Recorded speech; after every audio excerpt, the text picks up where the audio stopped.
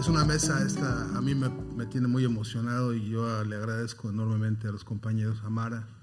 y a todos los compañeros del equipo organizador de este encuentro, porque no sé qué hicieron, pero lo lograron no solamente con el esfuerzo enorme que les ha significado, sino con un talento grande y puntería también teórica para esto. Pero hay otras casualidades que ellos no controlaron, pero que aquí están ocurriendo. Yo conocí a Ariel Basteiro en Bolivia, justamente para un evento sobre educación que fuimos de la red de intelectuales a la que pertenezco también. Y conozco a la profesora Yadira Córdoba por el entrañable amor que yo le tengo a Venezuela, porque yo también soy patrullero de la Revolución Bonita del Partido Socialista Unido de Venezuela. Me autonombro, ese es un autonombramiento que yo me hago, con algunas complicidades de amigos también de Venezuela. Aceptado. Gracias. Y porque con Yadira más de una vez hemos podido ver los escenarios extraordinarios que Venezuela ha podido hacer suyos en el campo de grandes transformaciones muy importantes en la educación de su pueblo, principalmente porque ahí hubo un hombre, un revolucionario que dijo: hay que educarnos para la lucha, ¿no? Hay que educar a este pueblo para que entienda y aprenda que la lucha es fundamental, que es la clave del proceso del desarrollo de la educación para nuestros pueblos, y que lo pensó siempre en clave de patria grande, ¿no? Así que la mesa por sí, por todo esto, ya es una oportunidad magnífica que yo agradezco en lo personal. Voy a referirme en los minutos que pueda a un caso concreto de una reforma educativa neoliberal que está en marcha y que es específica y concretamente la reforma educativa que emprendió el gobierno de Enrique Peña Nieto en México a partir del año 2012. Ese proyecto, cuya fachada justifica un pretexto que en México se llamó un Plan por México, que allá se llamó una especie de gran proyecto transformador de cambios. La palabra cambios llamó la atención de ustedes. A cierto sector de la derecha les gusta mucho manosearla, junto con la palabra libertad, ¿no? De la que después haremos una reflexión breve. Y se inventó pues este proyecto para México, que incluía un paquete de reformas. Todo lo que les suena a ustedes parecido con la realidad de otros países no es mera coincidencia. El paquete de reformas incluye, por supuesto, las reformas energéticas, que realmente significa un proceso de privatización de la energía petrolera, de energía eléctrica, de toda fuente de energía. Luego un proyecto de reformas en materia de salud pública, cuyo significado no es más que convertir a privada toda la salud pública. Un proyecto de reforma que implica entregarle las jubilaciones y los aportes laborales a empresas privadas. Y, por supuesto, la llamada reforma educativa, que en el modelo neoliberal que México puso en marcha y que ya se aprobó, repito, desde el año 2012, tiene las características de ser, un sistema muy finamente armado de falacias, de mentiras, y un sistema de represión directa contra los trabajadores de la educación. Detrás del pretexto de un modelo de reforma educativa que lucha por la calidad de la educación, a ese concepto de calidad de la educación hay que interponerle 80 millones de preguntas. Y detrás de esta lógica de la calidad de la educación, desembocar siempre en que son los profesores los culpables de que la calidad de la educación sencillamente no se pueda lograr, porque son holgazanes los profesores, porque no tienen capacitación, porque son convenencieros y porque son además corruptos, porque compran y venden las plazas, los nombramientos, porque además acaparan trabajos. Dice el modelo peñanietista: los profesores son responsables de la falta de espacio laboral para la educación, porque hay algunos que se agarran 4 nombramientos para con eso quitarle la oportunidad a otros. Con esto tratando de ocultar la realidad cruda y dura de que un profesor gana muy poco dinero y que para medianamente tener un salario que no se quede por debajo de la línea de la pobreza, tiene que dar clases en 60 escuelas, ¿no? Tiene que andar corriendo, como se dice, profesor taxi, para más o menos sobrevivir. De todas maneras, esta descarga brutal de la reforma educativa sobre el trabajo de los docentes también no es más que la justificación para infiltrar por ahí la idea de que tarde o temprano el Estado no tiene que meterse en esas cosas y lo que tiene que hacer es privatizar un aparato burocrático tan engorroso como el aparato de la educación. Para lograr semejante cosa, el proyecto neoliberal de Peña Nieto lo que hizo fue modificar directamente la Constitución mexicana, que en sus artículos referidos a educación contiene la herencia de la Revolución Mexicana. En ese origen, que es, repito, la gesta revolucionaria de 1910, a la cabeza con Zapata y con Villa como baluartes de un proyecto de país parido por una revolución, la idea de la educación implica en el espíritu de esa ley, por supuesto, la gratuidad de la educación pública y la laicidad, es decir, la garantía de que tras la separación de la Iglesia y del Estado que había dictado las leyes de reforma de Benito Juárez, había que pensar en una ratificación de esa laicidad, de esa separación del Estado de la Iglesia, a partir no solamente de la formalidad jurídica, sino a partir también de la construcción de los contenidos de cada materia y de cada nivel de la educación, que para entonces ya era obligatoria en México, la educación primaria, y después con los años los niveles que se volvieron también obligatorios para toda la población. En ese transcurso, esa ley empezó a tener formas de aplicarse, porque hay que decirlo claramente, ningún cuerpo de ley y ningún cuerpo de pensamiento jurídico-político se puede ni se debe estancar en su definición originaria, porque la sociedad también va evolucionando históricamente y porque lo que mandata realmente la estructura constitucional y la estructura de las leyes y los artículos es el poder originario, de lo cual hoy Venezuela es baluarte, porque ha conseguido que su poder originario constituya la Asamblea Nacional Constituyente, donde el pueblo de Venezuela ha sabido meterle mano a su estructura constitucional para hacerla dinámica, para hacerla para que adquiera la plasticidad que la historia misma va requiriendo a partir de la voluntad de la mayoría. Eso en México vino fracturándose hasta que llegamos pues al extremo de que en el año 2012 se crea esta llamada reforma educativa, que contiene al menos los 4 grandes defectos del capitalismo neoliberal. Por un lado, porque es excluyente. Por un lado, porque el carácter básicamente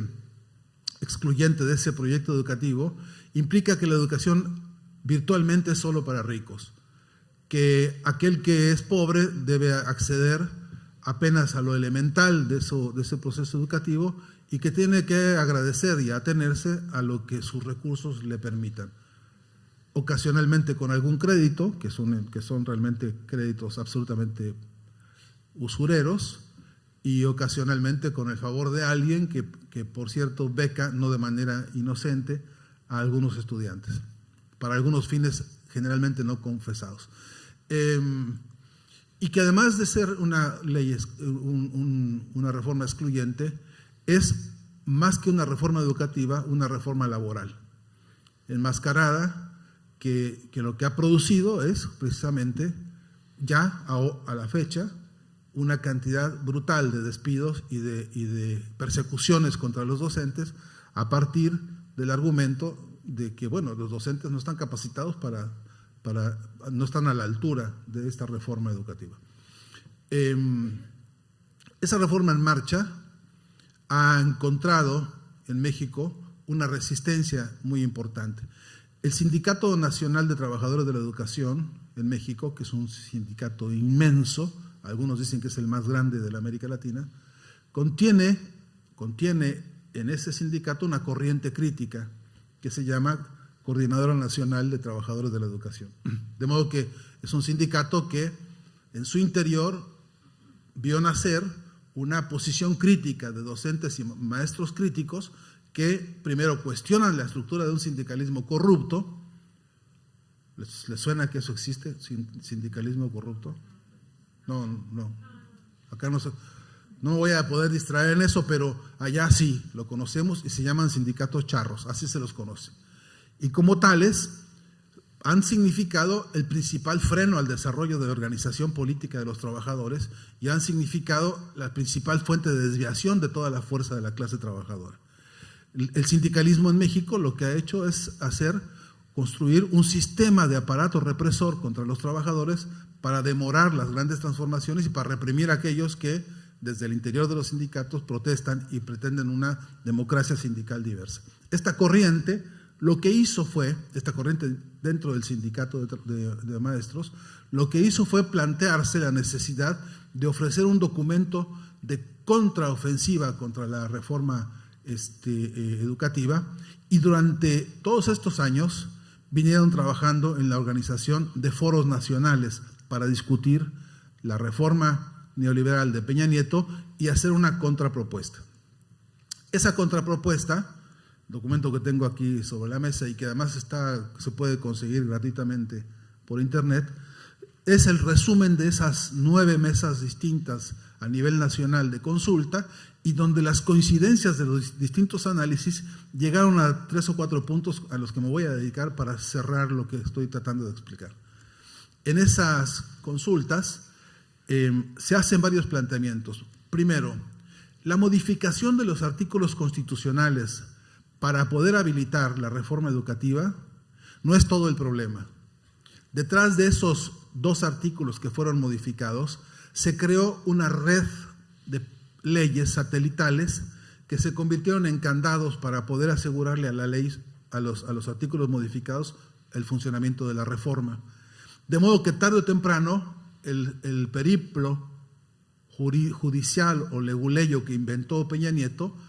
contiene la idea de que tarde o temprano hay que pasar por la evaluación de los maestros y que tarde o temprano es responsable el maestro de lo que está pasando con la educación. Y eso pone a salvo con un sistema de estructuras legales que son alrededor de 15 leyes satélite, la cabeza de la hidra, ¿no? El monstruo de las 1000 cabezas, que hace que, aunque tú modifiques y derogues los artículos habilitados en la Constitución,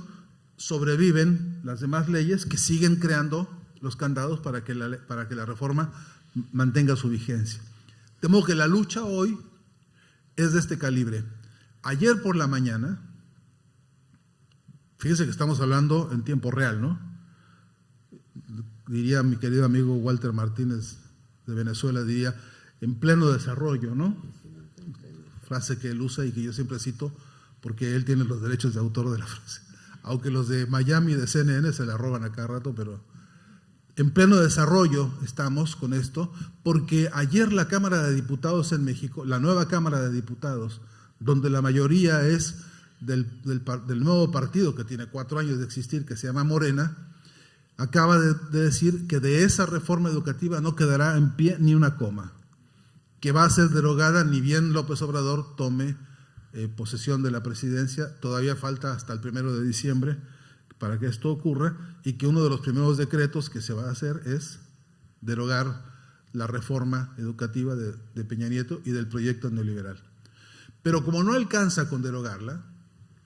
lo que tiene que hacerse es rastrear el conjunto de esas leyes, que son satélites y que son candados, para poder desarticular y desmantelar toda la trampa que fue diseñada por equipos de abogados contratados aquí y allá por especialistas y expertos en trampas judiciales. Les pido a ustedes que subrayen esto último, porque es que hay laboratorios de ofensivas judiciales que hoy en el continente están operando con toda impunidad. Es un nuevo plan Cóndor judicial que está haciendo de las suyas contra los líderes y contra los movimientos y contra las principales causas de nuestros pueblos. No hay gran diferencia virtual entre el ataque que tiene Lula en Brasil y Cristina en Argentina y Rafael Correa en Ecuador. No hay diferencia entre eso y los laboratorios de guerra judicial que están operando para crear todas estas trampas, por ejemplo, la trampa de la reforma educativa, que por cierto en Argentina está, ¿no?, hoy día también en pleno desarrollo, ¿no?, en el modelo que aquí se está aplicando. Pero en un punto me gustaría llegar con toda esta reflexión al punto medular, porque aún con todo lo crucial que es el debate jurídico, aún con todo lo sustancial que es la lucha que se está dando a nivel parlamentario para derogar estas leyes, para echarlas para atrás y para poder ofrecernos una instancia nueva de política educativa y además de leyes de educación y además de práctica, que habiliten una práctica distinta. Además de todo, el problema no es ese. El problema de fondo es el problema ideológico empaquetado en esto que se llama reforma educativa y que se ha infiltrado hasta el corazón mismo de cada una de las aulas, donde, por ejemplo, se predica la idea de que el Estado no tiene que participar en ninguna actividad ciudadana, que hay que ciudadanizar la vida social, donde el Estado desaparece y donde los partidos políticos no son más que entes malignos que producen solamente entes corruptos. Que esta concepción, digamos en síntesis, de antipolítica, se volvió un alma mater del proyecto de educación para los pueblos y que entonces los contenidos educativos, todos, área por área, pasan por esta disquisición de que las decisiones son individuales, la formación depende de cada uno, la salud pública tiene que desaparecer porque esa es una tarea de cada cual por su interés individualista, y así, en el recorrido, llegar hasta extremos tan brutales como en México, que tenemos una historia de más de 5,000 años en la Mesoamérica profunda, donde se desarrollaron por lo menos 4 civilizaciones: la azteca, la tolteca, la maya, la mixteca. En esa zona, en ese corazón donde hay 38 pirámides, como las de Egipto, en ese gran compendio de desarrollo civilizatorio, hoy la educación llamada de reforma educativa pretende extirparlo de los libros de historia, por ejemplo, y suponer que la historia comienza con la independencia, 1810 para nosotros, y que ese proyecto independentista de 1810 sería el punto del nacimiento del México que después se convirtió en el proyecto que es hoy, y que además es posible extirpar de esa historia de 1810 hacia adelante también el proceso revolucionario de 1910, reducido o deformado para convertirlo en apenas una guerra civil. Hay aberraciones de todo tipo. En los libros de texto gratuito, que son una conquista histórica en México, estaba contándolo hace rato, cada niño recibe cada año un paquete de 6 libros de manera gratuita con cada una de las materias que va a cursar durante ese periodo. Así que ese niño tiene 6 años de escuela primaria, tiene 36 libros cuando termine la primaria, que son el compendio, digamos, de los contenidos básicos elementales a nivel nacional, que lo recibe de manera gratuita. Multipliquen eso por todos los niños que van a la escuela en México y luego el nivel de secundaria, lo que implica. Es una masa extraordinaria de libros que son realmente derechos, los derechos a la educación. Hoy el proyecto de reforma educativa quiere privatizar eso y entregarle al negocio, por ejemplo, a la empresa Random House, que por supuesto que se lame los bigotes porque ve en eso ganancias extraordinarias. Decía que por más que se pueda dar una gran batalla parlamentaria para derogar la ley de reforma educativa, por más que sea posible hacer eso hoy contra todos esos laboratorios de guerra judicial, el gran problema está en los contenidos todavía, en la batalla ideológica, en la lucha profunda, lo que ya Fidel llamaba la batalla de las ideas, donde está el problema profundo de los contenidos. Miren ustedes, y aquí sintetizo, durante décadas el proyecto educativo de la Revolución Mexicana decía como objetivo primordial, cuando uno leía el objetivo de la educación pública en México era, número uno, el desarrollo de las capacidades críticas. Ese era el objetivo primero y de máxima, que la educación sirviera para producir ciudadanos críticos, sujetos de la transformación crítica de su sociedad, sujetos activos que se entendían en colectivo, que se entendían en un colectivo diverso.